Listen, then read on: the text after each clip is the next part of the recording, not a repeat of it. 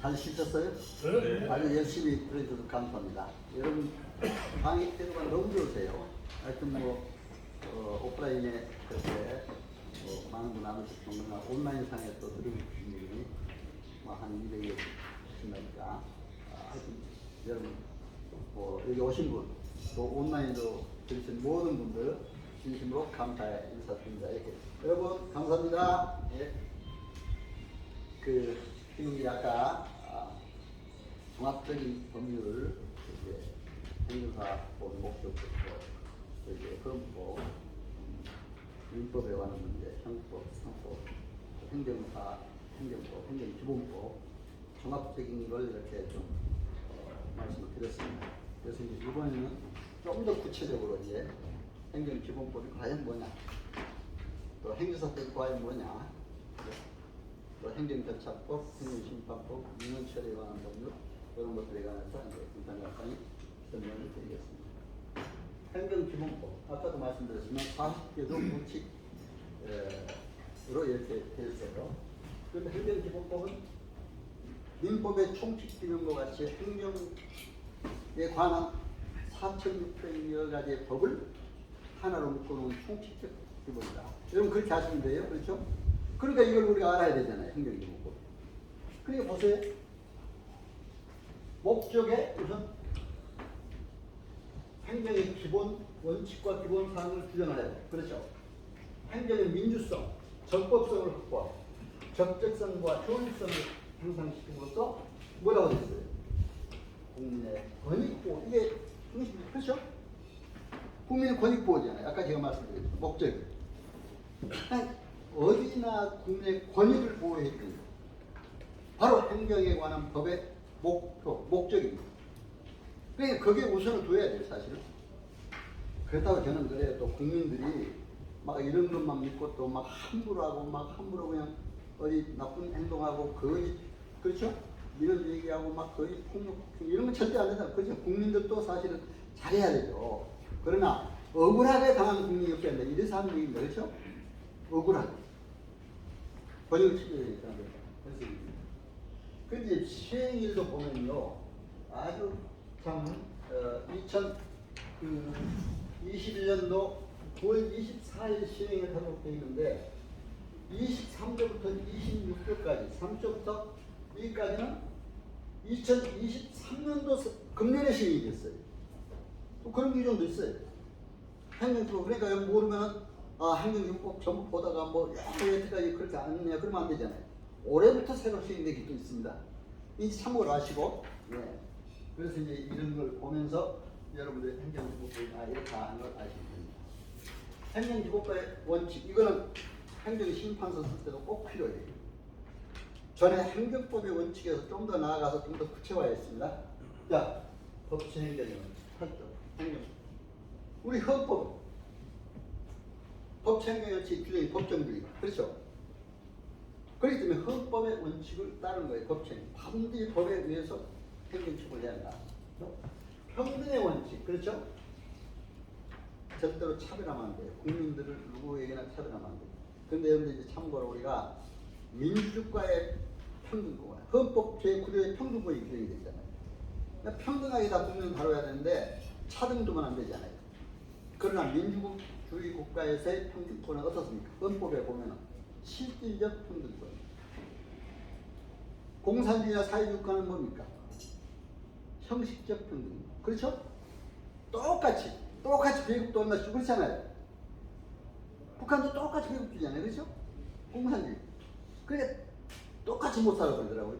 그렇잖아요. 지금 북한은 똑같이 못 살아요. 그러니까 우리 한국 어떻습니까? 실질적 평등주의. 돈 많은 사람은 세금도 많이 내야 되고, 그렇죠? 없는 사람은 오히려 도움을 주고, 차등이니까 차등이 아니잖아요. 우리 여자분도 오셨습니다. 여자분들이 오셔서 너무 감사해요. 그렇죠? 근데 여자분들이 남자하고 차등을 줘서는 안 돼요. 행위사 똑같이, 그렇죠? 그러나 차등이 있는 데가 있어요. 어디가 있습니까? 군복무. 그렇죠? 남자는 의무복무제잖아요. 여자는 어때요? 지원제잖아요. 제가 여군 사관학교 가서 또 강의를 해봤는데 어떻게 왔느냐니까 여군이 좋아서 지원해서 왔대요. 그렇지 않아요? 전부. 그러면 남자를 의무범죄로 영장 나오면 가야 되고 의무적으로 가야 되고 여자는 그렇게 지원제로 한다고 해서 그게 차등입니까? 아니냐고. 왜? 여성의 신체적 특성, 가정을 돌봐야 되는 그런 입장, 그렇죠? 실질적인 평등이라는 거예요. 그것도 우리가 그런 것도 구별할 수 있어야 돼. 그러니까 이 행정식 봤을 때도 그런 것도 잘 구별해야 돼, 그렇죠? 평등. 또 자기 구속의 원칙. 자, 행정처는 동일한 원칙에 대해서 동일한 상황에 대해서는 동일하게 해줘야 돼. 예를 든다면 법인 설립 인허가 신청을 했다 이거죠. 그런데 법인 설립 인허가를 할 때 똑같은 조건인데 어떤 사람은 해주고 어떤 사람은 안 해줬다 그러면 어떻게 됩니까? 안 돼요. 자기 구속의 원칙. 똑같은 원칙을 가지고 있는 대상이라면 똑같이 행정청에서 해줘야 돼요. 그렇죠? 그게 자기 구속의 원칙입니다. 자, 비례 원칙. 공익 사익 비례. 이건 토지 보상에서 이런 문제가 많아요. 예를 들면 고속도로를 하나 내는데 개인의 토지를 많이 수용을 했어. 그럼 고속도로 내므로서 그 공익에는 굉장히 기여했는데 개인의 땅은 조금밖에 보상 못 해줬어요. 그렇다면 이것도 만약에 그렇게 했다면 토지 보상에서 이런 거를 잘못했다고 행정심판하면 이것도 이길 수가 있어요. 그렇죠? 비례 원칙에 어긋나니까. 공익에 많은 이익을 봤으면 사익에도 좀 이익을 줘야 돼, 많이. 그렇죠? 무조건 다 수용해가지고 그냥 다 도로 만든다. 그거 안 되잖아요. 그런 얘기입니다. 성실하고 권한 나누는 이것도 참 중요해요. 약간 민법상 2조의 신수미의 원칙. 권한 나누는 금기의 원칙. 이건 공무원이 지켰느냐 안 지켰느냐. 그러니까 요새는 아이러니하더라고요. 우리 행정사가 공무원 생활을 주로 많이 했는데 이상의 공무원들하고는 좀 공무원들을 잘못하면 끄집어내는 그런 역할이 돼요. 그렇죠? 그래서 국민의 편에 서서 일을 하는 거예요. 그렇다고 공무원 이제 이따 행정 민원처리법이나 행정절차법에 나옵니다. 공무원들한테 가서 막 폭력이나 폭행하고. 근데 제가 공무원 생활할 때는요, 막 와서 좀 잘못한 사람 보고 막 책상 위에다 막 발언 해놓고 막 두들기면서 막 그런 사람도 있었어요, 사실. 근데 그래도 어떻게 그냥 견뎌 나가더라고요, 그렇죠? 근데 요즘에 그렇게 하다는 당장 안 됩니다, 폭력. 그렇죠? 그냥 그런 거는 하면 안 돼요. 그러니까 공무원들하고도 관계도 잘 가져야 되고 민원인들도 공무원들하고 관계를 잘 가져야 되고 공무원들도 신의 성실하게 권한 나눔을 남용하지 않아야 돼요. 그렇죠? 이런 걸 보면서 그렇게 해야 됩니다. 신뢰고 항상 믿음을 줘야 돼요. 이제 3방 8부대입니다. 믿음이 중요하더라고요. 신뢰가.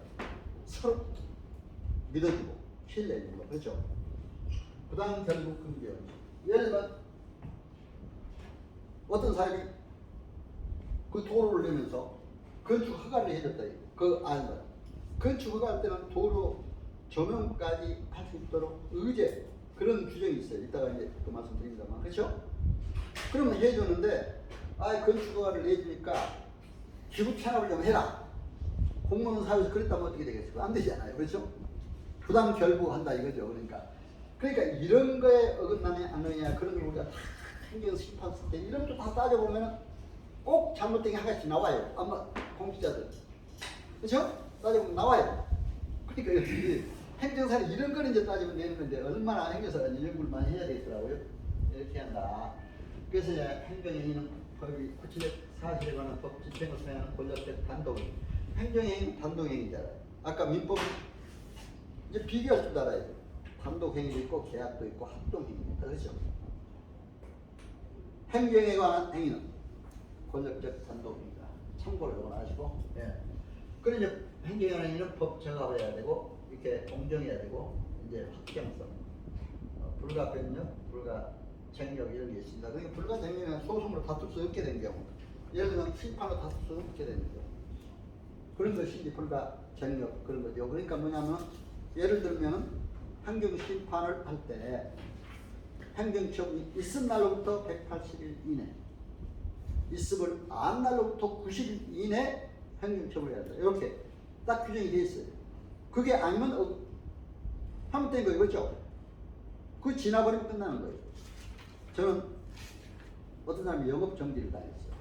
아주 돈도 한 달에 몇십억씩 수익이던데 가져와서 그걸 하나 해결하고 수익료는 얼마나 많이 줄 테니까 그것만 해결해달라고. 아니 몇시도 간 사람이 영업경기 당해놨으니 어디 갔겠어요? 근데 보니까 아까 그 날짜에 2, 3일밖에 안 해. 행정청 있은 날로부터 180일인데 그거 다 돼가요. 그럼 여러분들 그거 올 때 어떻게 합니까? 2, 3일 동안 행정심판 써서 막 낼 수 있으면 하세요. 그렇죠? 근데 낼 수 그런 자신이 없을 때는 정중하게 그때는 사랑을 하는 게 좋아요. 받았다가 만약에 못하거나 기간이 넘어버리면 뒤에 내더라도 각각 처분되거나 하면 어떻게 돼요? 괜히 잘못하면 손해배상까지 들어와요. 그렇죠? 그런 걸 여러분이 참 조심해야 됩니다. 그런 것도 있다는 걸, 예, 그런 불가정경이나 불가변명 이런 것도 잘 검토하고 해야 된다 해서 말씀을 드립니다. 기본법 2조, 그렇죠? 법령, 뭐 이런 거는 여러분들 이제 다 아까 말씀드린 법령과 명령이니까 이런 건뭐 빨리빨리 나가겠습니다. 또 규칙 있고 뭐 조례, 예, 뭐 여러 가지 있으니까 이런 것들은 내가 빨리빨리 나가겠습니다. 행정기본법상 행정청의 책무. 이제 행정청에 관해서는 우리가 다양하게 우리가 설명을 할 수가 있잖아요. 그렇죠? 그래서 사실은 저는 그래요. 국민 주권주의에서 볼 때 원래 국민이 행정 주체가 되는 거예요. 사실은. 그렇죠? 국민 주권주의니까. 그러나 국민 개개인이 행정 주체가 될 수는 없잖아요. 그래서 행정관청이 있고 행정청이 있고 그럼 우리가 국가 행정기 아까 정부 각 부처 지방자치단체 각 부서 또 이제 국가로 주립받은 공공기관 다 행정기관이 되는 거예요. 또 하나 국회나 입법기관이지만 국회에도 사무처가 있잖아요. 그건 행정기관이에요. 그러니까 국회 사무처에 근무했던 사람들이 전부 행정사 자격을 받습니다. 그렇죠? 또 법원 사무처가 있잖아요. 거기에 있던 행정기계에 있던 사람도 행정사 자격을 받아요. 그러니까 법무사하고 행정사 같이 받은 사람도 많더라고요. 여러분 그런 참고를 하셔야 돼요. 행정에 관한 행정 일을 하는 거니까. 그러니까 이렇게 행정기관이라는 것은 이제 다양하게 그렇게 되어 국가 또는 지방자치단체지만 그 법령에 따라서 여러 가지 그 권한 가지고 있거나 위임 또는 위탁받은 공공단체 그렇죠? 이런 게 다 행정단체에 들어있다. 그리고 이제 그 적극적 행정의 축인 행정기본법 4조에 되어 있습니다. 요즘에 특히 적극 행정이라는 게 중요하게 이건 행정기본법에 아예 4조에 집어넣어서 행정 변화에 따른 창조적 변동력 바로 적극적으로 행동을 해야 된다. 그런데 사실은 그 저도 공무원 생활 해봤지만 어느 때는 그냥 법에 따라 현재 법에 따라서 그냥 안 다치려고 그렇죠? 처리하면 되지 뭘 나서서 막 적극적으로 뭐 해주고 하다가 자기가 당한다 이런 생각을 못 하는데 우리 행정기본법은 적극 행정을 하도록 되어 있습니다. 그렇죠? 그걸 안 하는 것도 이제 잘못합니다. 그렇잖아요. 그러니까 이런 것도 있다. 그리고 이제 기강 계산에 관한 것은 여기서 보세요. 민법을 준용한다. 이렇게. 그러니까 민법이 항상 행정법에서 민법을 준용한다는 행정기본법에서 그러니까 이렇게 되어 있다는 걸 참고로 하시면 됩니다. 자, 시행일에 이제 아까 이런 게 있어요. 이제 제재 처분의 제처장 행정법 법령 등의 위반 행위가 5년이 지나면 해당 행위에 대해 제재 처분, 취소, 철회, 등록 말소, 영업소, 폐쇄한 정지를 가름한 과징금 부과를 말한다고 하는데 이걸 할 수 없다고 그랬잖아요. 5년이 지나면 그렇죠? 그러니까 이런 것들이 이제 이번 3월부터는 이런 것들이 새로 시행이 됐어요. 올해. 네? 5년이 지나면 사실 할 수 없다. 여러분들이 참고로 그러니까 행정기본법을 한번 여러분들이 쭉 읽어보시면 또 다 나옵니다. 오늘은 여러분들이 중요한 부분만 행정기본법 가지고 책이 한 권으로 나왔잖아요. 그렇기 때문에 그게 다 설명하려면 많으니까 여러분들이 그렇게 하시고 보시면 되겠습니다.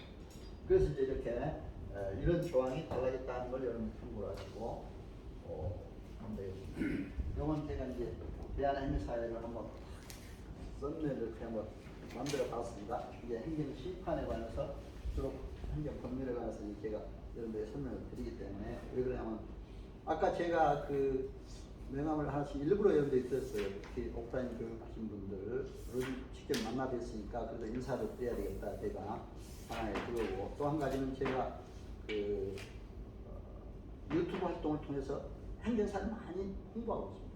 언론에도 많이 나갔습니다. 각 일간 신문에도 많이 나갔고 행사 홍보를 해야 돼요. 국민들이 행정사가 뭔지도 모르는 사람이 아직도 있어요. 그렇죠? 언론에 가능한 언론에 나가신 분들은 좀 홍보를 많이 이렇게 행정사를 해서 행정사 권익 행정사의 위상 그렇다고 우리가 뭐 스스로 높아지고자 뭐 그런 거에 아니라 우리가 국민이 행정사가 필요하다는 걸 국민에게 가르쳐줘야 돼요. 그렇죠? 예전에 유튜브 보면 제가 전부 행정사 강의 것도 다 나갑니다. 여러분 아마 박완신 TV 치면 딱 나와요. 박완신. 저는 그때 박완신 치면 이제 네이버나 다음에 쳐도 나오는데 바로 박완신 총장이라고 했더라고요. 그러니까 거기를 누르면은 나옵니다. 그래서 제가 뭐 여러분들이 저는 뭐 구독해달라 뭐 해달라 그런 누구한테 그런 얘기는 안 해요. 그런데 보시면 여러분 도움이 되는 건 많습니다. 법률 행정이 강의하는 게 다 나가고 또 음악 같은 것도 음악도 사실 우리가 필요해요. 행정사가 저작권 아까 문화예술 체육관광부 산하에 음악 저작권 협회였어요.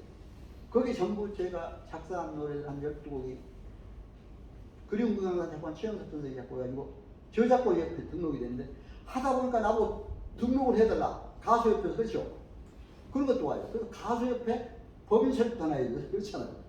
그러다 보면 거기서 또 노래도 부르게 돼요. 그러다 보니까 이제 저작권 협회 목소리 조금만 크게 해주시면 가까이 해주세요. 아 그래?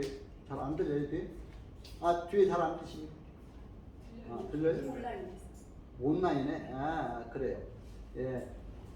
그래요. 하여튼 그러니까 여러분들이 우리 행정사가 정말 앞으로 우리 스스로 높여야 된다. 그러니까 여러분들이 그래서 내가 아까도 여러분들에게 이렇게 오신 분들하고는 서로 이제 인사도 나누고 제가 그랬습니다. 오신 분들한테는 제가 화면으로 이렇게 인사를 드립니다. 인사 나누고 서로 이렇게 뭐 전화도 쭉 명함도 교환하고 이렇게 했는데 서로 알고 이렇게 서로 또 연락하고 오늘 끝난 게 아니라 그렇죠? 서로 이렇게 무슨 소통도 하고 행정사에 대해서 주요 정보는 교류도 하고 교환도 하고 그렇죠? 소통하는 게 중요하잖아요.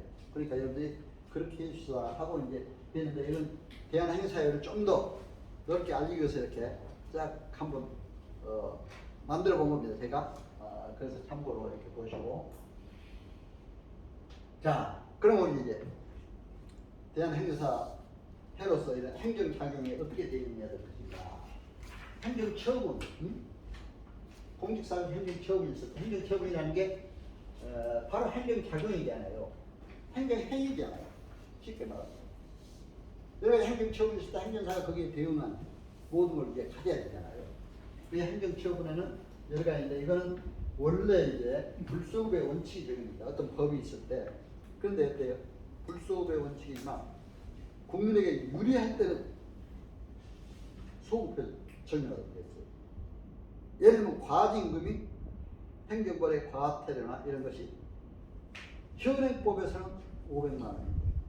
종전의 법은 바뀌지 않았을 때 200만 원 어느 걸 적용하고 있습니다. 종전 걸 적용해요. 그러니까 우리가 국민들이 모르면은 현행법만 가지고 따지다가는 그렇게 돼요. 그렇죠? 그런 것도 있다는 걸 여러분들이 아시고 그러니까 행정심판한테 이런 것도 다 측량해야 되죠. 그죠? 그래서 이제 말씀을 드린 겁니다. 그래서 이렇게 그 인간의 존엄과 가치 또 이런 걸 당사의 합의를 바탕으로 해서 행정의 효율성과 민주성 제고에 기여해야 된다. 이렇게 해서 말씀을 드립니다. 자, 그러면 인허가의 의대 기준. 아까 내가 이건 뭐 말씀을 간단히 드렸죠. 인허가. 예를 들면 요즘에 재건축 인허가, 건축 인허가 많이 신청을 하잖아요. 건축만 하면 안 되잖아요. 도로 전용까지 돼야 돼요. 그 도로를 갈 수 있는. 그렇죠? 저는 아파트 단지에 살다 보니까 그 옆에 아파트만 생기는데 도로가 없으니까 쫙 돌아다니고 그래요. 그 주변 도로를 사용할 수 있도록 이렇게 해야 돼요. 그럼 같이 의제가 될 수 있도록 신청서를 내야 돼요. 그러니까 그런 규정입니다. 그래서 건축과 인허가 시 도로 전용 의제까지. 예를 들어서 얘기하는 겁니다. 그게 다른 나라도 마찬가지예요. 허가하면 거기에 그런 인허가까지 할 수 있는 그런 걸 받아야 된다 해서 말씀을 드렸습니다. 자, 그 다음에 이제 행정상 강제, 행정부분에서 강제는 뭐 직접 관계 뭐 여러 가지 행정상 강제는 많습니다. 대집행도 있고 그렇죠? 또 강제 징수하는 것도 있고 행정 대집행입니다. 뭐 건축물 불법 건축물 처치해라 뭐 해라 했는데 안 하니까 그냥 집단 행정관청에서 와서 대집행을 하는 거죠. 그렇죠? 직접 처치해버리는 거죠. 이런 거라든가 또 세금을 안 낼 때 강제 징수하도록 하는 거 이런 것이 우리가 행정처분에 또 있다는 걸 여러분들 아시고 그리고 과징금이라고 하는 거 우리가 알아야 될 것이 아까 이제 그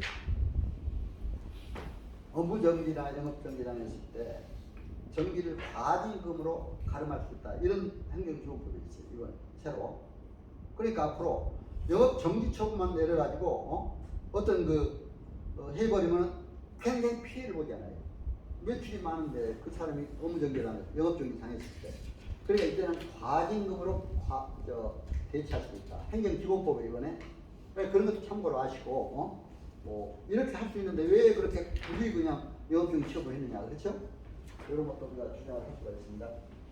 또 행정심판의 대상이 처분했을 때 이건 아까 내가 설명드렸죠. 처분이 있으면 30일 이내에 이의신청을 하고 또 처분이 있으면 이거는 아까 내가 설명드렸으니까 그리고 5년이 지나면 제재 처분이 불가하다 이런 게 그러나 이제 이번에 새로 시행된 재심사제도 이런 것도 생기고 재심제도 생겼어요. 그래서 참고로 여러분들이 이런 것도 있다는 걸 아시면 됩니다.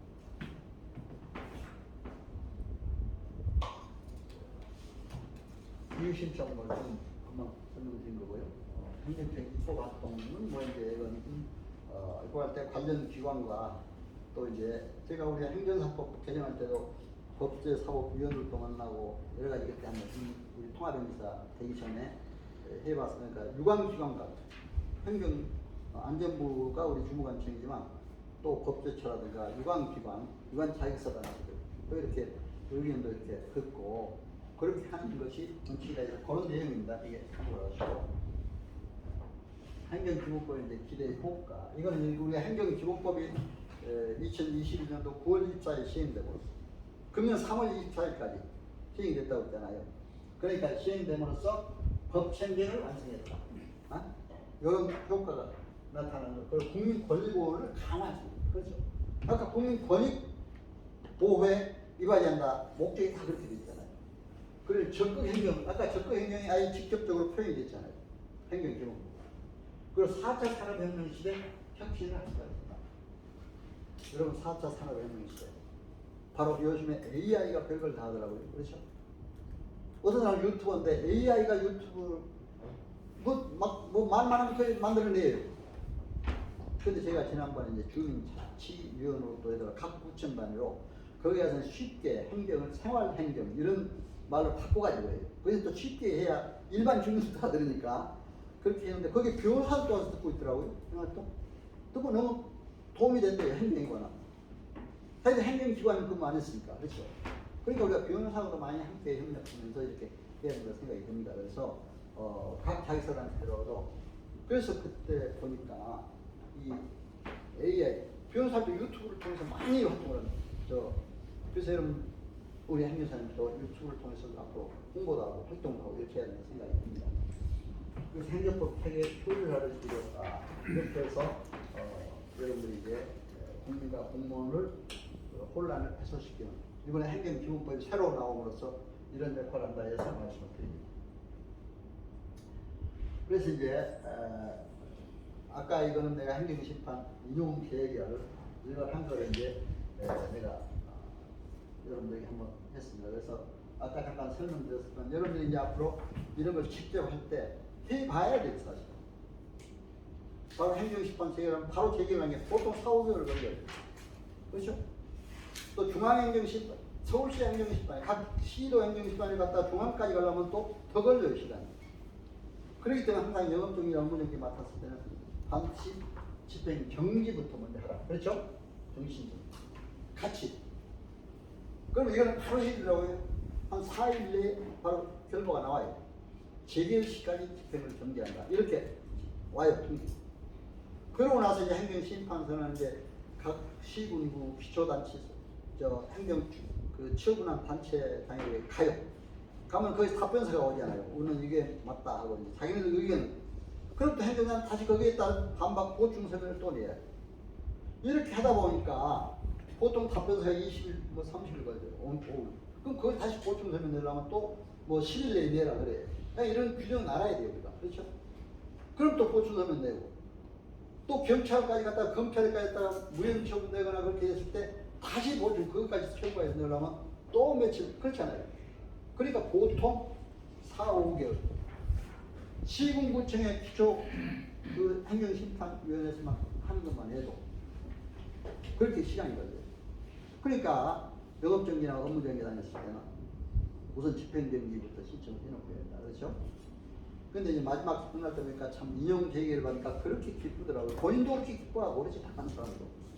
근데 인용재개를 받을 때는 또 그 참고를 해서 문자로 딱 보내면서 인용재개를 그렇습니다고 와요.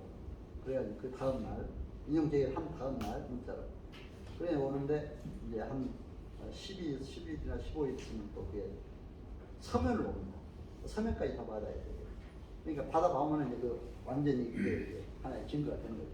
그래 내가 여기에서는 뭐 어떤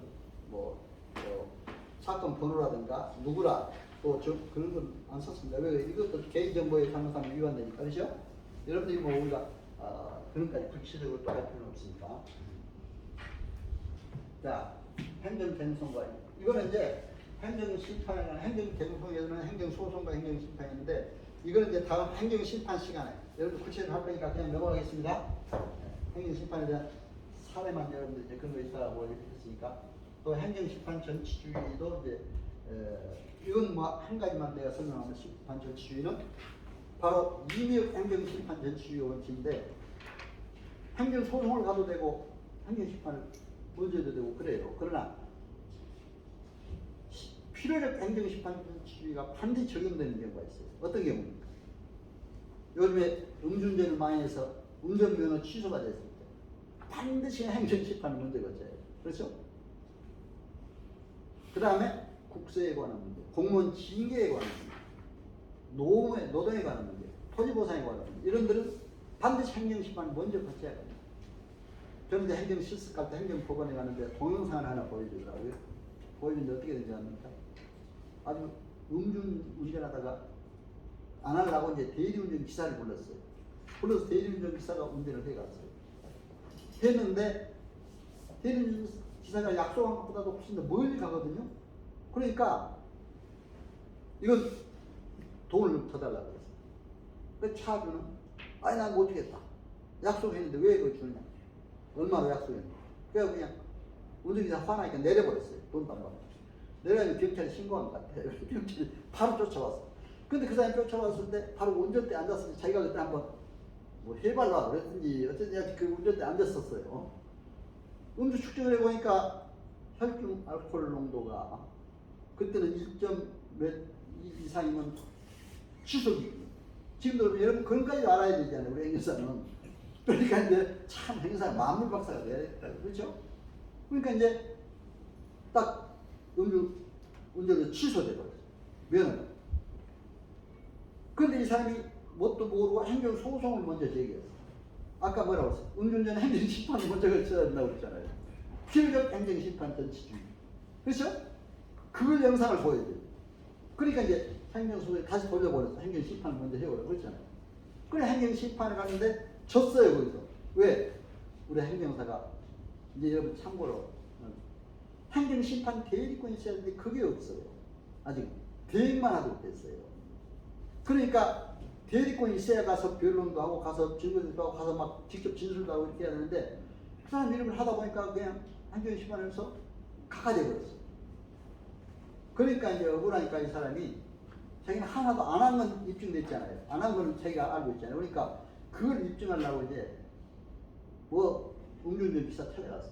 이거 좀 봐달라. 당신 여기다 차를 내줬는데 나 여기서 한 발짝도 안 했는데 이것만 입증해달라. 당신 여기 내려줬다는 것만. 그렇죠? 여기 와서 사진 가서 보여주니까 사진 자기가 거기 내려줬거든요. 그러니까 그걸 가지고 법원에 제출했어요. 행정소송. 제출해놓은 행정소송에서는 딱 그게 승소에 이겼어요. 인용 판결난 거예요. 뛸 듯이 기뻐해요, 그 사람. 아, 음주운전 면허 취소를 취소한다. 그럼 어떻게 됩니까? 돌아온 거 아니에요, 다시. 그렇게 사람 그렇게 기뻐서 뛰던 그런 영상을 또 우리 행사한테 보여주더라고요. 그러니까 제가 이제 그때 한 30명을 데리고 왔는데 가서 보니까 판사들이 그렇게도 친절하게 잘해주더라고요. 올 때 또 선물도 주고 그렇게 잘해줘요. 그래서 그거를 운전에 관한 것 반드시 행정심판 먼저 같아야 된다. 그렇죠? 근데 우리가 심판 대리권이 없기 때문에 그래서 앞으로 우리 행정심판 대리권을 반드시 행정사법, 행정심판법에 넣어야 된다. 앞으로 그런 걸 함께 우리가 노력을 해가야 돼요. 앞으로 이것이 바로 우리 앞으로 이제 해야 될 일입니다. 근데 지금까지는 아직 그렇게 못하고 있는데 그걸 이제 해야 된다. 이건 행정기관에 해야 되지 왜 우리가 행정사가 되지를 못하면 그렇죠? 일본에는 아까 일본 행사법도 얘기했지만 행정심판 대리권이 딱 들어있어. 근데 좀 강화는 하고 있더라고요. 어떻게 강화하느냐? 특별 교육을 시켜요. 행정심판법이라든가 소송법 이런 걸 그렇잖아요. 법에 대한 걸 특별히 집중 교육을 시켜서 거기에 이제 통과된 사람은 행정심판 대리권 할 수 있는 행정사로서 딱 돼. 그럼 그 사람들이 행정심판을 다 맡아서 합니다. 우리도 뭐 그런 뭐라도 그렇잖아요. 어떻게 이제 행정심판 대리권을 만들어 놓고 그렇게 교육을 강화해서 교육을 좀 하면 되잖아요. 그렇죠? 행정사를 알 수 있도록. 그래서 이제 여러분들이 참고로 그런 사례를 말씀드렸습니다. 그래서 이제 이런 행정심판 대리권 문제가 좀 상당히 문제가 되고 있다. 이건 뭐 일단 행정심판 시간도 뭐 얘기 뭐 할지도 모릅니다만 그러나 이건 제가 실제 경험한 입장에서 또 여러분들이 말씀드린 게 더 또 이해가 될 것 같아서 말씀드렸습니다. 이건 뭐 종류 문제는 우리가 취소 심판이 제일 많아요. 다른 건 뭐 이제 그렇게 되니까 그러니까 참고를 좀 하시고 행정심판 문제는 아까도 이건 뭐 날짜 문제는 얘기했습니다. 행정심판 시간에 구체적으로 뭐 청구 요청으로 이것도 행정심판에 구체적으로 들어가야죠.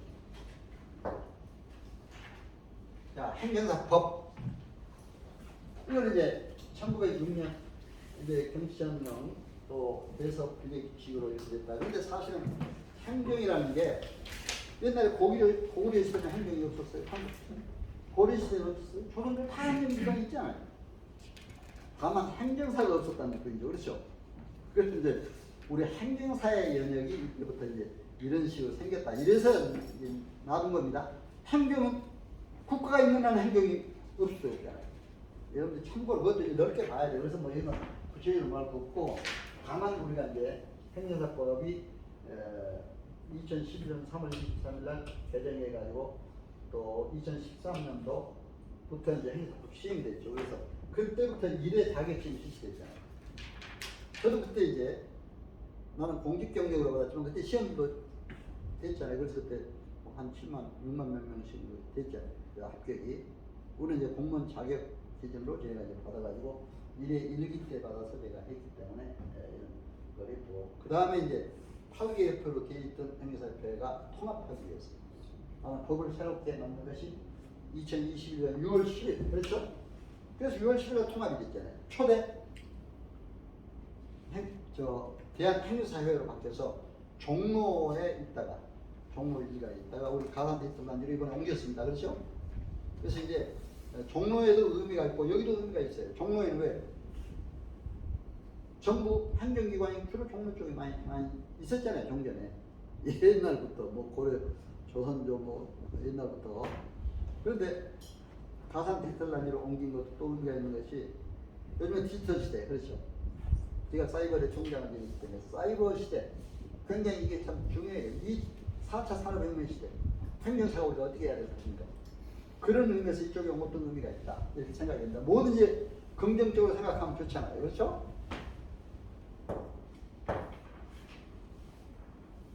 행정사법 개정 이건 뭐 아까 설명을 드렸기 때문에 설명 안 합니다. 이제 행정사 법인 설립을 하도록 되어 있다. 대한행사에 또 회원 의무가 아까도 내가 말씀드렸죠. 한 번씩 다시 봅니다. 퇴직 전 1년 이내에 근무한 행정관련 업무는 우리가 맡을 수가 없어요. 이런 참고로 그렇죠? 그 기관의 업무는 그리고 교육을 강화했다. 연수교육이 2년마다 16시간. 여러분들 이제 행정사 개업을 하면은 2년마다 16시간씩 연수교육을 우리는 행정사뿐만 아니라 어느 자격사는 봤습니다. 네, 참고로 아시고 이렇게 여러분들 하시면 되겠습니다. 행정사 종류는 아까 말씀드렸죠. 행정사 준수 사항 이것도 뭐 지금 금방 말씀드린 거니까 이제 나가고요.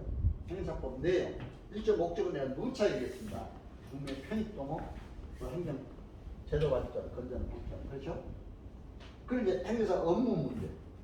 좀 더 이제 법에 나왔으니까 이거 잠깐 다른 사람 위임을 받아서 업무를 수행하는 그런.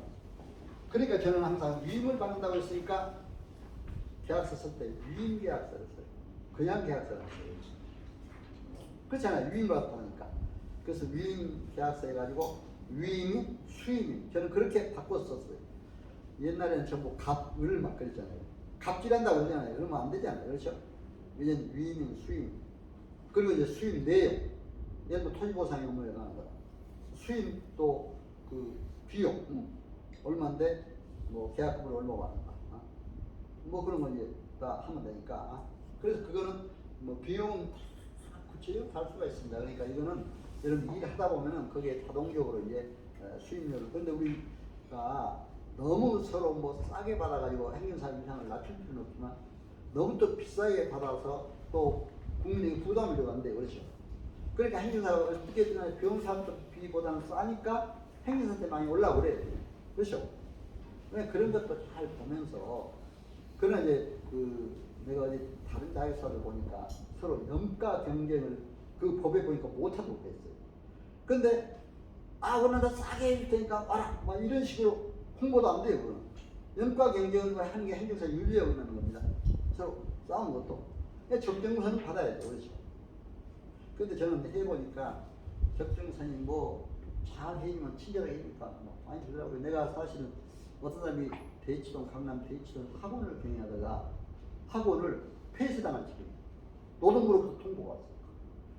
근데 그거를 노무사님한테 안 가고 나한테 왔어요. 근데 그건 노무 심판이라든가 그 심판 노동 정의의 분쟁이 있을 때 가는 거는 노무사한테 당연히 가야 돼요. 행정사 그거 하다가 노무사법 위반이 돼요. 그렇죠? 나는 그 전 단계 행정적인 단계에서 딱 처리했어요. 그래 좋다. 그거 사실을 전문한테 가져와라. 그래 그걸 내용 증명표를 각 상대방에 써보냈어요. 노동부에 써보냈어요. 그러니까 어떻게 했냐면 학원 계약을 할 때 같이 하기로 협업하기로 했던 사람이 협업 자금은 제대로 되지 않고 직원들만 다 채용시킨 거예요. 근데 그러니까 화가 나니까 그냥 돈을 안 내고 말이야 직원만 채용하니까 돈을 월급을 좀 몇 달 밀렸어요. 그래 그걸 노동부에 고발하면 요새 노동부에 월급 밀리면 어떻게 돼요? 바로 그냥 이게 처벌 받잖아요. 처벌. 그럴 지경이에요. 우리가 폐쇄하라. 그래서 제가 그런 걸 다 내용을 써가지고 보냈어요. 노동부에도 보내고 또 당사자한테 보내고 이게 좋게 해라. 그러니까 노동부에서 뭐라 하니까 좋게 서로 합의해서 얘기하라고 이렇게 왔어요. 통보가. 폐쇄해 이제. 그러니까 이 사람이 얼마나 나한테 고마워하면서 멋지게 중국집에서 저녁에 음식도 뭐 그렇죠? 잘 내려가면서 봉투를 두둑하게 줘요. 요새 내용 주머니 한 편 써주면 보통 일반적으로 때는 10만 원 보통 그렇잖아요. 20만 원 뭐 많이 받아야. 근데 그 이상 훨씬 더 몇 배요. 여러분 어떻습니까? 내 돈 그렇게 요구 안 했어요. 여러분 그게 있다는 걸 아셔야 돼요. 그렇죠? 자기는 얼마나 고맙겠어요. 폐쇄된 학원이 살아나니 그렇죠? 여러분 참고로 그렇게 생각하면 모든 게 우리가 참 잘 될 수가 있다. 그래서 이렇게 업무 유인계약 써가지고 그렇게 하는 거, 또 민원행정, 민원서류 작성, 또 진정거래 청원, 또 내용증명, 그렇죠? 내용증명도 많이 있어요. 또 이제 권리와 사실 증명에 관한 서류 작성. 아까 뭐 계약서 작성도 하지만 사실 증명, 뭐 아까 부동산 시세 확인 증명서라든가, 그렇죠? 이런 거 다 있고, 행정인사는 서류 번역은 번역의 행정사가 해야 되고. 인허가 면허 받기 위해서 행정기관에 신청 정보 신청. 여기는 인허가 신청하는데 대리권이 있어요. 여기는 대리권이 있어요. 그렇죠? 그런데 인허가를 안 해줬을 때 행정심판 대리권이 없기 때문에 그게 또 문제예요. 그렇잖아요. 그렇기 때문에 행정심판 대리권이 있어야 된다. 또 여기 이제 법령 행정에 대한 상담. 이게 이제 컨설팅. 그렇죠? 빅데이터 활용해서. 또 사무의 사실조사. 교통사고 사실 민간조사, 요새 사실조사, 심지어는 탐정 업무까지 막 하고 그렇잖아요. 행정사들이 지금 나서 그 분야까지 지금 개발하고 있습니다. 그러니까 참고로 일본에서는 다 하고 있더라고요. 조사협회라고 해가지고 조사, 사실조사, 협회까지 있어요. 그렇게 하고 있습니다. 참고로 민원 처리라는 법률. 이거는 뭐 중요한 것만 말씀드리겠습니다. 목적도 보세요. 국민 권익보호. 그렇죠? 어디나 목적이 그렇죠? 국민 권익보호가 항상 최우선이에요. 참고로 이렇게 여러분들이 아시면 되겠습니다. 그래서 국민의 권익보호가 있다. 그리고 민원이라는 것은 이렇게 행정기관에 이제 각 행정기관이라는 게 아까 행정청에 대해서 제가 말씀드렸으니까 여러분 아실 겁니다. 그리고 이제 교육법에 따른 요즘 학교폭력이 많은데 저도 학교폭력에 관한 그런 것도 많이 해봤었는데 요즘에 그 학교 초등교육법이나 고등교육법에 따른 이런 것도 우리가 민원이 될 수가 있고 한다 해서 여러분들에게 말씀드립니다. 민원 처리 권리와 의무. 그래서 이제 보면 보세요. 행정기관 민원인의 폭언 폭행을 당해서는 안 된다. 행정기관에서. 그러니까 아까도 얘기했죠. 폭행 행정기관에서 하면 안 돼요. 잘못하면 큰일 나요. 예, 그러니까 안 되고 또 이제 신체적 정신적 피해 예방 위해서 정신적 강해자들 에 대해서 좀 필요를 봐줘야 한다 이런 얘기입니다. 그리고 이제 어떤 민원 처리 담당자의 요구를 이유로 해당 민원 처리 담당자에게 이익을 줘서는 그 담당자에게 불이익을 줘서는 안 된다 이런 얘기가 있습니다. 그러니까 참고용어 말고 민원인의 권리와 의무, 행정기관 민원을 신청할 때는 신속 공정 친절 적부하게 해야 된다. 그렇죠? 이런 것이 민원 행정 처리에 관한 법률로서 중요한 것이다 이렇게 이제 볼 수가 있습니다.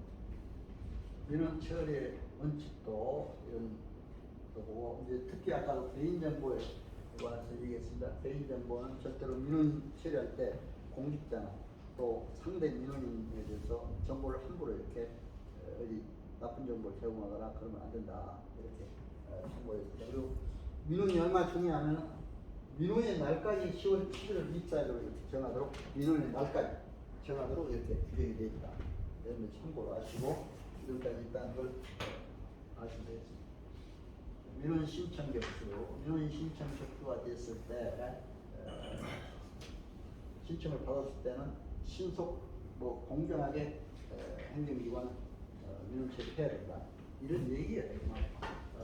그리고 이제 전자정보법에 따라서 전자화 문서로도 할 수가 있고 실제 서류로 접수할 수 있고 또 구원으로도 할 수 있고 또 전화로도 민원 접수를 할 수 있는데 또 접수증도 줘야 되고 이런 게 있으니까 구원으로 이제 전화로 할 때는 접수증 줄 수 없으니까 그때는 상회할 수 있다 이런 규정입니다. 쉽게 얘기하면 불필요한 서류의 금지. 어느 때는 막 그냥 행정기관에서 불필요한 서류까지 내라 이런 경우가 있어요. 그러니까 이제 그런 거는 너무 무리하게 이렇게 해서는 안 된다. 그리고 이제 아까 민원 취약계층 문제 이런 것도 말씀드렸습니다. 처분 당사자 행정절차법상 어떤 이것도 우리가 행정사로 꼭 알아야 되겠다고요. 절차법을 보면 여기서 목적이 국민권익보호잖아요. 그렇죠? 그러니까 모든 행정에 관한 법들이 행정사가 필요한 법들이 이 행정절차죠. 국민권익보호예요. 그래서 여러분들 이제 우리가 근본적으로 알아야 될 것만 제가 잠깐 말씀드렸었는데 행정절차법도 청문이라는 게 당사자를 불러서 의견도 물어봐야 돼요. 그렇죠? 물어볼 때 공무원들도 그거 잘해야 되겠더라고요. 행정관청에서 물어볼 때 혹시 한쪽만 제대로 받고 이쪽은 만약에 제대로 안 된다면 그것도 안 돼요. 그리고 민원 누가 제기했다면 그 민원 서류도 줘야 되는데 안 주고 거기서 잘 안 보여주고 그냥 이런 얘기가 들어왔으니까 보충 서면이나 의견서를 내라 하면은 그거 어떤 내용인지 모르니까 안 되잖아요. 그러니까 이제 이런 게 때 공정하게 투명하게 안 했을 때 이것도 문제가 된다. 그렇죠?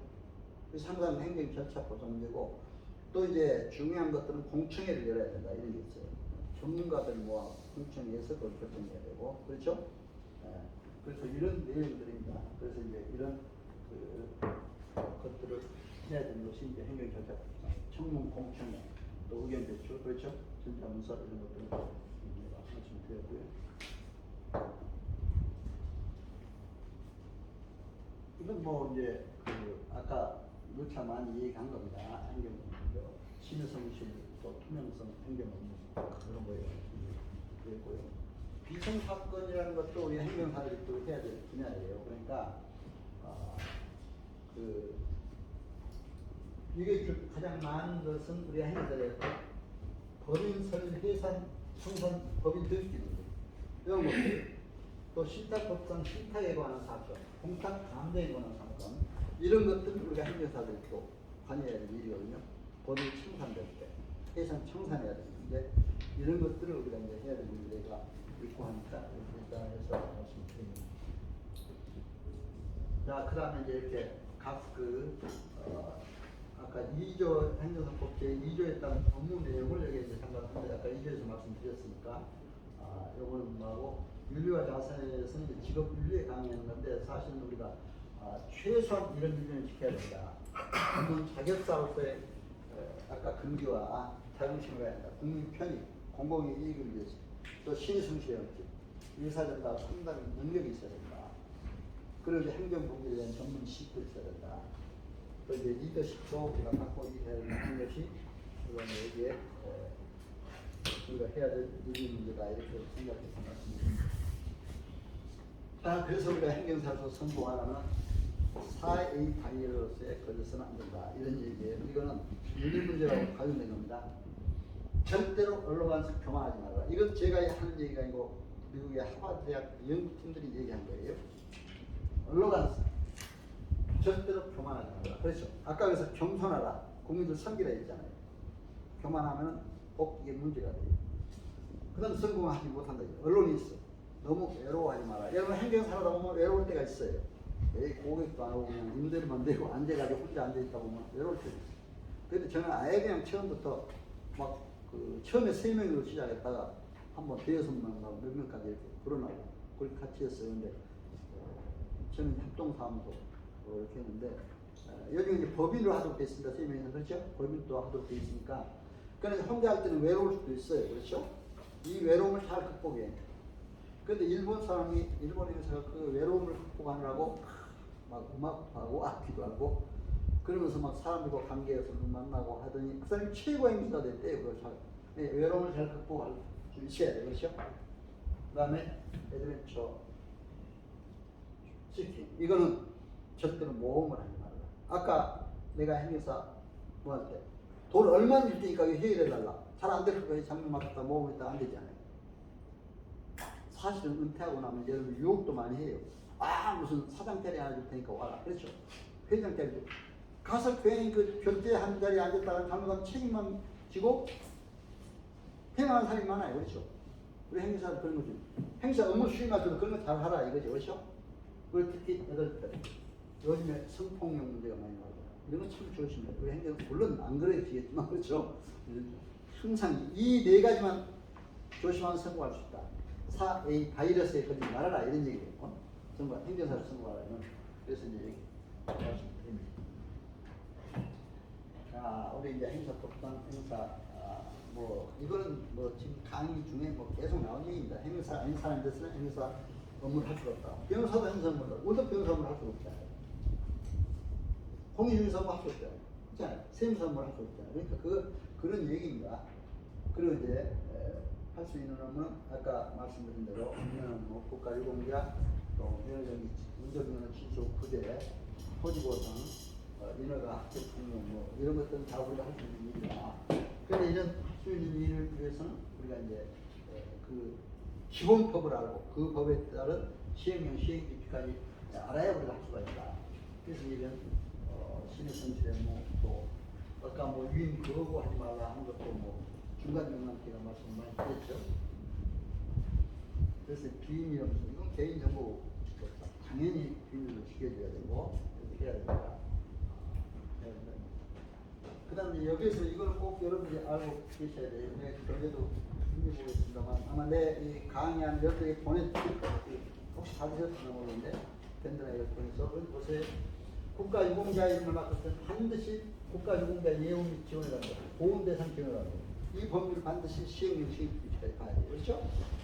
또 영업정지, 공중위생법, 식품위생법, 청소년보호법, 음악산업지질 방안법 기타 어떤 전문가에 있을 때는 변호사법 또 공중사법, 세무사법 그 법을 봐야 돼, 그렇죠? 그러니까 뭐 그런 거. 또 음주운전면허 도로교통법 반드시 봐야 돼, 시행령이겠죠. 또 출국관련 출국관리법 국적법 아까 그랬다고 그랬죠. 또 학교폭력 예방 및 대책에 관한 법 이런 법입니다. 또 건축 불법 건축물에 관한 건축법.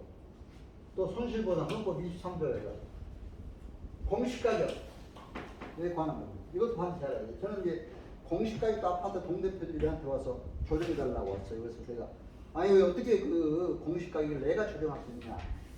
아니 근데 행사님 좀 해달라고. 그래서 내가 의견서를 한번 써내고 다 했어요. 주변 아파트 시세까지 해보라고 해요. 그래가지고 그걸 냈더니 공시가격이 좀 내려갔어요. 뛸 듯이 기뻐하는 거예요. 그러니까 또 사례도 하고 그렇잖아요. 그래 우리가 할 수 없는 것 같지만 할 수 있는 일이 많아요. 의견서 써내고 이렇게 하면은 그래서 이런 것도 있다. 또 이제 민허가 대리 업무라든가 이런 것도 있고 또 환경 아까 적용문제 분쟁법 또 자동차 등록업무 자동차 관리법 또 교통사고 처리. 근데 자동차 등록업무도 우리 행정해야 되는데 각 구청 단위에서 제가 우리 그 구청에도 가보니까 행사들이 다 뺏기고 있어요.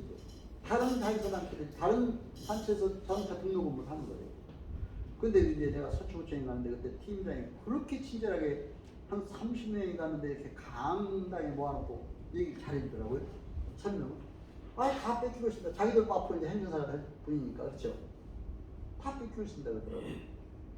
근데 어떤 사람은 하루에 30건을 가져오죠. 30건을 가져오는데 그러면 최소 한 건에 얼마씩 받는 게 있더니 3만 원씩 받는 그럼 90만 원입니다 하루에. 그렇죠? 아니 내가 뭐 돈을 가지고 있는 게 아니라 90만 원. 근데 그걸 다 우리 행정사들은 하나도 안 하고 있다 이거죠. 그것도 행정사도 해야 되지. 그렇죠? 행정기관의 자동차 등록은 참고로 여러분들이 아시고 이렇게 해야 된다는 걸 아시면 됩니다. 그래서 이런 법률을 반드시 여러분들이 이렇게 알고 해야 된다. 그래서 이제 마지막 컨설팅 문제. 아까 내가 이제 상담 문제. 진단에서 지도에 간단히 얘기하면 돼. 그렇죠? 국제노동기구에서는 조직의 목적을 달성하는데 경영하는 문제점 해결하고 새로운 기회를 쫓아간다. 이렇게 되어 있는데 제가 경영 컨설팅 받을 때 보니까 간단히 진단에서 지도해 주는 게 컨설팅입니다. 자, 행정사가 업무를 받으면 업무를 진단해서 바로 처리해 주는 거예요. 지도. 의사가 진단해서 치료해 주는 거잖아요. 그게 컨설팅입니다. 쉽게 해주는데 그렇죠. 간단히. 여러분 행정사 업무 들어오면 바로 진단해서 다 해줘요. 그런 것을 잘해야 된다. 그래서 이제 말씀드립니다. 자, 이건 아까 내가 얘기 드렸죠. 자기 취득하고 이렇게 바로 신고를 받고 이렇게 이제 신고해서 그렇죠? 업무 신고하면 여러분들이 신고 필증이 나오면 사업자 등록하고 그렇게 해서 이제 위임계약하고 이렇게 해서 한다. 그러나 이제 업무 처리부도 구청에서 또 업무 하나 하는 데마다 처리부를 내라고 그래요. 그러니까 그런 게 있다는 걸 여러분들이 아시고 업무 시행하다 보면 이게 다 하게 됩니다. 그리고 이제 이런 것도 그 입지 선정할 때도 여러분들이 고려를 해야 되는데 예를 들면 뭐 여기 대림동에 출입관이 중국 동포 대상으로 할 때는 대림동이 많이 오고 고려인 러시아 동포 대상으로 할 때는 동대문이 많이 사니까 그쪽에서 많이 해요. 행사들이 많이 합니다. 그런데 그런 지역적인 특색, 음주운전 하려면 경찰서 가야 돼. 그런 뭐 그런 특징적인 것도 있는데 저는 뭐 요즘에 온라인 시대, 디지털 시대 뭐 아무 관계 없어요. 저는 법원 앞에서는 별걸 다 들어와도 다 관계 없습니다. 그렇죠? 여러분들 참고로 아시고 이거는 꼭 장소에 매달 필요는 없다. 입지 선정에. 그리고 이제 4차 산업혁명 시대에 우리가 이렇게 잘했다. 아까도 뭐 이거 말씀드렸습니다. 이런 시대에 해야 되는데. 자, 그러면 마지막으로 이제 결론적으로 우리가 하고 마치겠습니다. 아리스토텔레스 고대 유능한 철학자. 상담할 때 어떻게 해야 되느냐. 여러분이 고기도 상담할 때. 행사법 2조 6항에 바로 상담을 어떻게 해야 되느냐. 그렇죠? 요점을 얘기하는 겁니다. 로고스의 설득도 논리가 정해야 돼요. 지식이 있어야 돼요. 행정에 관한 법률에 관한 지식이 있어야 돼요. 그렇죠? 그래야 설득을 할 수가 있어요. 두 번째로 파토스. 그렇죠? 감성이 없어야 돼요. 아이 심리학에서는 아이덴티파이, 동의식. 아픔을 같이 해줘야 돼요. 누가 아픈 어려운 영업적인 일 하였으면 업무적인 지원을 당하였으면 얼마나 어려우냐 같이 심리적으로 그렇죠? 그럼 그 사람들이 더 어때? 통과를 해서 하고 싶어 하죠. 근데 가장 중요한 것은 뭐냐? 또 진실한 선포, 신뢰를 줘, 믿음을 줘. 허풍을 치거나 에이 내가 해줄 테니까 막 걱정해 이런 식으로 해도 안 되죠. 그러니까 진실하고 신뢰성을. 근데 비교적 행정사들은 신뢰성을 받아요. 인정해요 부분들. 뭐 행정사 시험 합격합니다. 공직자들은 되게 다 이제 뭐 그렇게 뭐 신뢰를 안 해요. 그러나 우리 스스로도 그런 걸 간직하고 해야 된다 그렇죠? 그러니까 신뢰가 가장 중요하다. 그렇기 때문에 경영학자 피터 드라카는 뭐라고 했습니까? 경영이란 인간 경영이요. 인간의 뿌리에는 근면과 진실, 사랑이 있고 신뢰, 진실 그렇죠? 이 삶의 자체가 혁신 경영은 그 중심이다. 이렇게 얘기하고 있습니다. 여러분 이렇다는 걸 아시고 바로 이렇게 상담해 주세요. 그렇죠? 그래서 이제 결론적으로 오늘 여러분들 행사에 있는 것도 이렇게 너무 열심히 해주셔서 감사합니다. 그런데 이제 온라인상에 계신 분들은 상당히 좀 모여 계시니까 아무래도 이렇게 마이크가 여러분들은 여기 오프라인에서 잘 들리셨죠? 네. 근데 온라인상에서는 조금 이렇게 아무래도 마이크 상태가 좀 혹시라도 안 좋아하셨다면 여러분 좀 이해하시고 제 교재, 밴드에 있는 교재를 좀 한번 보시고 미흡한 부분은 그렇게 좀 참고해 주시면 고맙겠습니다. 여러분 하여튼 오늘 열심히 해주셔서 감사하고 하여튼 건강하시고 행복하시고 행정사로서 큰 발전이 있기를 기원합니다. 여러분 감사합니다. 안녕히 계세요. 아이고, 우리 온라인상에서 박수를 보내주시고 고맙습니다. 여기서 보내주시면 네, 감사합니다.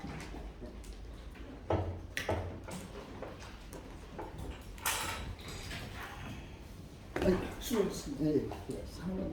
예, 그래요. 개혁 보면은 행정사 가만히 이거 이 친구요.